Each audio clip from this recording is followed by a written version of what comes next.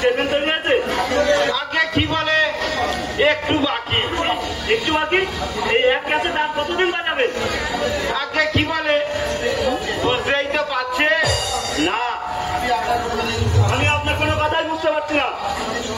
আর 7 দিন সময় দিলাম, এর মধ্যে পুরো দিনের যাবতীয় হিসাব সব সাবমিট করে দেবেন, না হলে কি বলে তাই হবে ডাক্তার বাবু।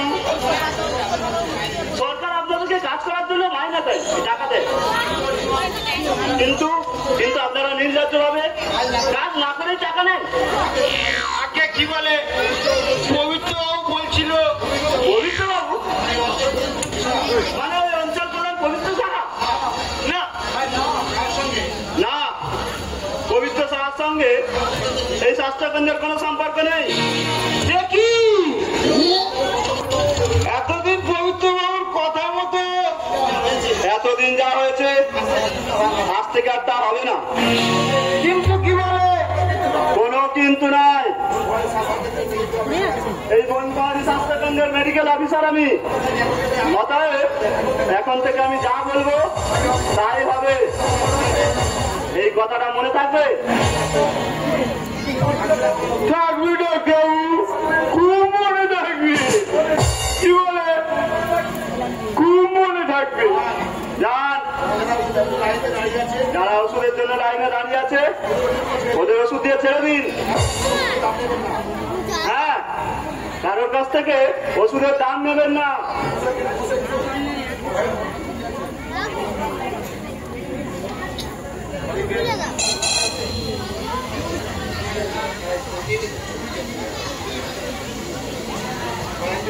কয়েকজন আন্তরিক রুগী আছে, এদের সবসময় লক্ষ্য রাখবে। স্যালাইন দেওয়ার প্রয়োজন হলে স্যালাইন জুড়বেন, তারপর আমাকে ডাকবেন। হ্যাঁ, কাজে যেন কোনো রকম গাফিলতি না দেখি, যেসব আমি একদম পছন্দ করি না। শুনুন সনাতন বাবু, আঁকি দেবী এই স্বাস্থ্যকেন্দ্রের ট্রেনিং নার্স, প্রয়োজনে নার্সের কথা মতো কাজ করবেন। যান। কি বলে আর মনে হয় চাকরি করা যাবে না। এদেরকে নিয়ে কিভাবে এগিয়ে যাবো সামনের দিকে, অনেক আশা নিয়ে আমি এই গ্রামে এসেছি। মনে হয় আমি কিছুই করতে পারবো না। ওরা সরকারি লোক, ওরা কিন্তু মোটেই ভালো নয়। সুযোগ পেলে আপনার দিকেও ছবল মারবে ডাক্তারবাবু। জানি, কিন্তু সেই ভয় আমি কর্তব্য থেকে পিছু হতে পারি না।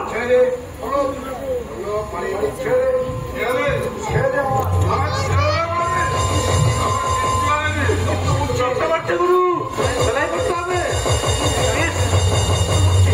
রক্ত পড়ছে, মাথা ফেটে গেছে বলে মনে হচ্ছে। কি হয়েছে? সারা দুনিয়া কেন? মদনকে বিনা দোষে গলায় গামছা দিয়ে টেনে নিয়ে যাচ্ছে। আমি বাধা দিয়ে রাগের মাথায় এমন মার মেরেছি 7 দিন বিছানা থেকে উঠতে পারবে না। সারা যাওয়ার সময় মেরে দিয়ে সেটা পালালো। আমি না কোনোকে ধরলে আজ একটা খুনোখুনি হয়ে যেত। বসুন বসুন বসুন, ওষুধ দিয়ে ব্যান্ডেজ করে দিচ্ছি। ডাক্তারবাবু, অন্যায় খেললে মার খেতেই হবে। বিনা দোষে যে মদনকে গলায় গামছা দিয়ে টেনে নিয়ে যায় সে করলো না। আরে পল্লব শাহ দুটিয়াকে বাধা দিয়ে করেছে অন্যায়। শুনুন ডাক্তারবাবু, এই পল্লব শাহ মাথা বেতাল না, এই হৃদয়টা এখনো দিনের দিন জানারে যায় নেই। শুনুন পল্লববাবু, শুনুন। ব্যান্ডেজ করতে হবে। মাল দিয়ে ধুয়ে দিলে সেরে যাবে গাড়ি। কিন্তু যতই ওষুধ দাও না কেন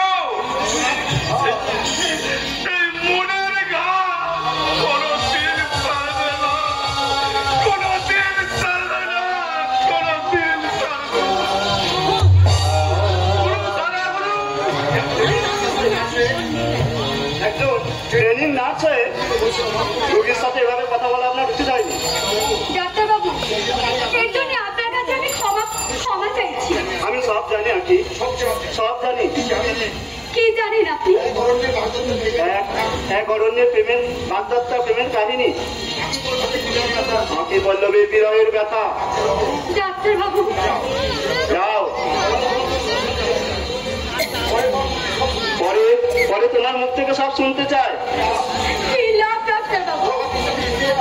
লাভ লাভ করতে হিসাব আমি করি না আঁকি, শুধু চেষ্টা করে দেখবো আবার কোনো বধূলি বেলায় আঁকি পল্লবীর মিলন ঘটাতে পারি কিনা। ডাক্তার বাবু, এই কাজ আপনি করবেন না। ওকে আজ আমি খুব ঘৃণা করি ডাক্তার, প্রচন্ড ঘৃণা করি।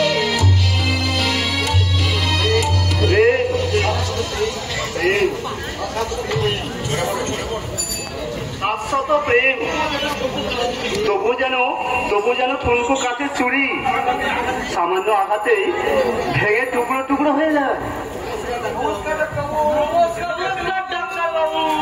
নমস্কার, আপনারা?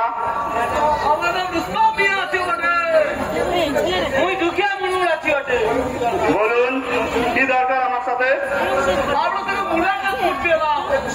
মানে খুশি হলাম।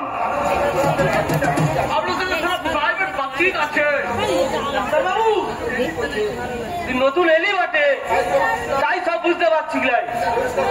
পরিষ্কার করে বলো।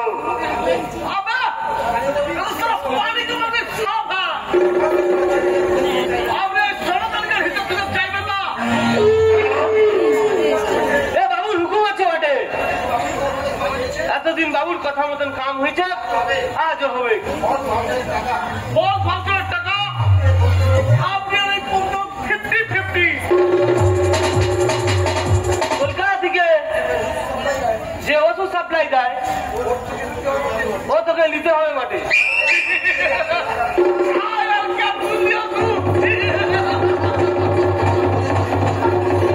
আর যদি আপনাদের কথা মতো কাজ না করে আপনার লাস্ট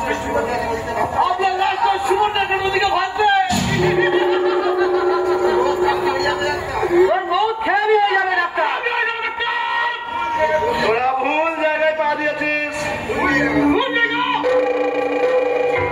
ডাক্তার সেবাব্রত মুখার্জি কারোর হুমকির কাছে মাথা নত করে না। এই দুষ্কর্মীরা কারণ লাল লাল বরদাস্ত করে না, মানুষ খুন করে আমার নেশা। আর মস্তানি করা তোদের পেশা। খবরদার ডাক্তার, আমাদের কথা না শুনবি তো জান নিলিও বটে।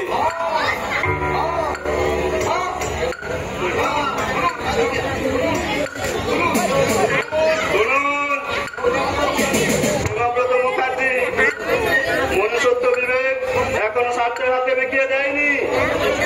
পবিত্র বাবুকে বলবেন ডাক্তার সেবাব্রত মুখার্জি গ্রামে এসেছে আত্মআশায় মানুষের সেবা করার জন্য, কারোর হুমকির কাছে মাথা নত করতে নয়।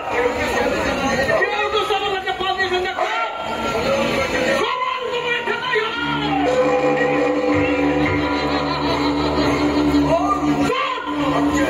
আস্তে সব এই তো তোকে টুকরা টুকরা করে টুকরা টুকরা করে চায়ের জলে রাখিয়ে দিব। তোর বোনকে তুলে নিয়ে যাবো ওই জঙ্গলে, তোর ঘরে আগুন লাগিয়ে দেবো।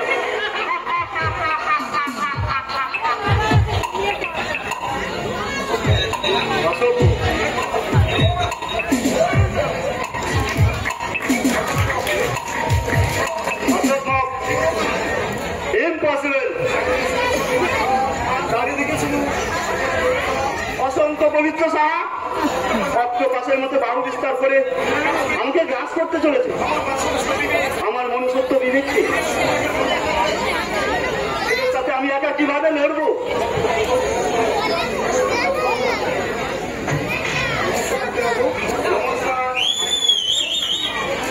আপনি?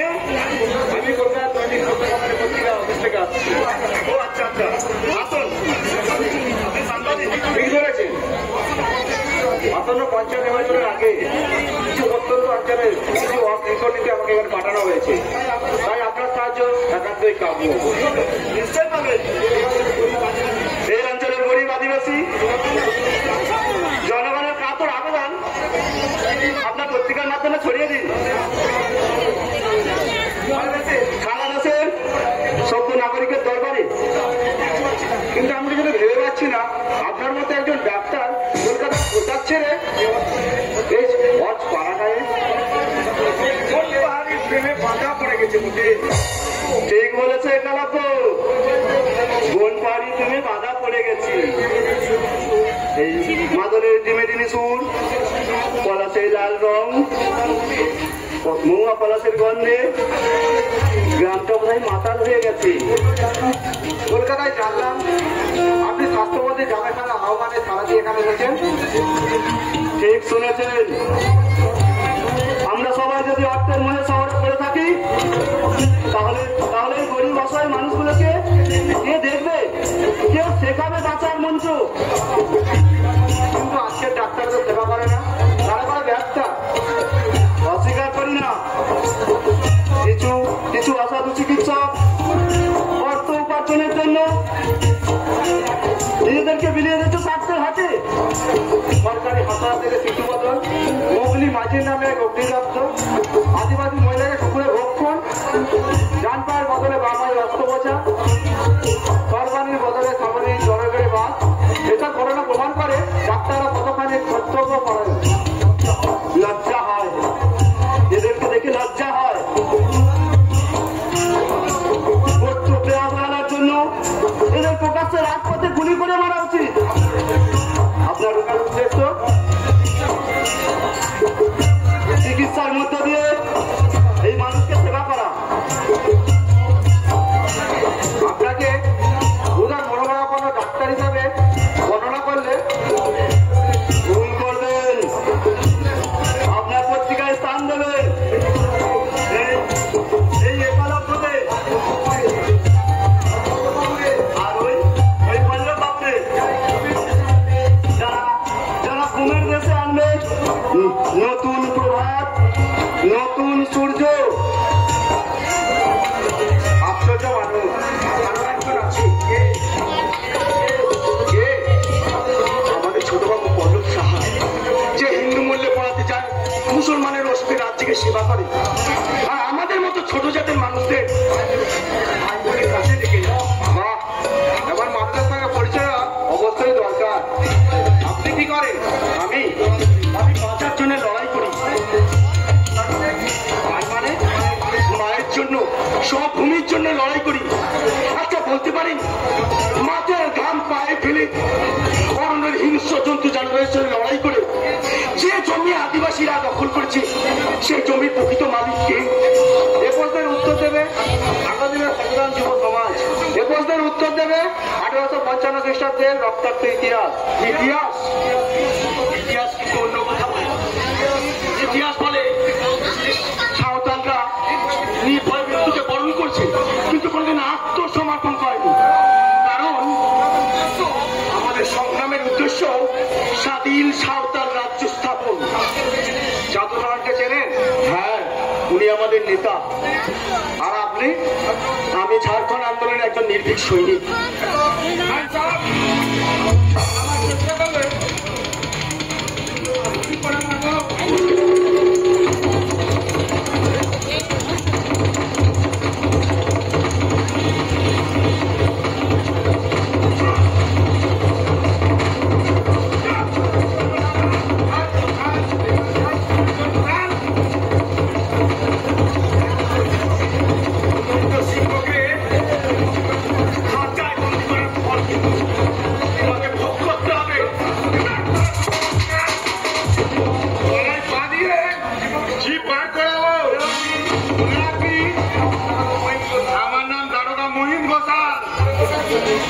কিছু মনে করবেন না স্যার, এর অপরাধটা কি জানতে পারি?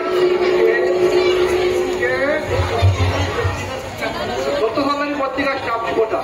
রিপোর্টার? কিছু মনে করবেন না। কনস্টেবল, হ্যান্ডকাপ লাগাও। তোমার মেয়ে লস্যি পাও, ले चल साले को।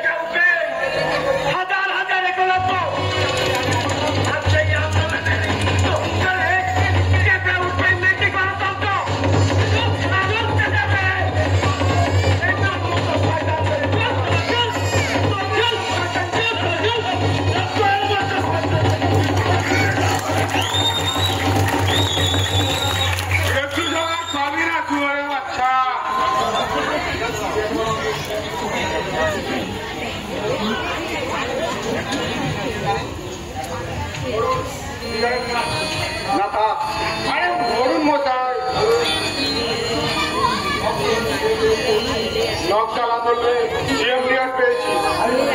এ তো সামান্য জঙ্গলি আন্দোলন, কিন্তু আদিবাসীদের এই নৈতিক আন্দোলন কি অন্যায়? কি বলছেন মশাই? এ তো বড় অন্যায়। এলাকায় উত্তেজনার সৃষ্টি, সন্ত্রাসমূলক কাজের জন্য পঞ্চায়েত নির্বাচনের আগে একলব্যকে অ্যারেস্ট করা হলো। এই আমার নামে একটু যেমন এই আর কি টাইগার নিজের জীবন বিপন্ন করে সন্ত্রাসবাদী একলব্য হেমনকে এই সব আর কি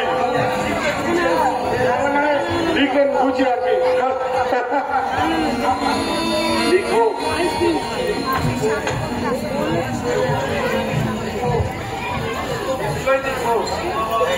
মোহাম্মদ পিতার বীর একলব্যকে শেষ করতে যে রাজনৈতিক কৌশল অবলম্বন করা হয়েছিল আজও সেই কৌশল সমানে চলছে।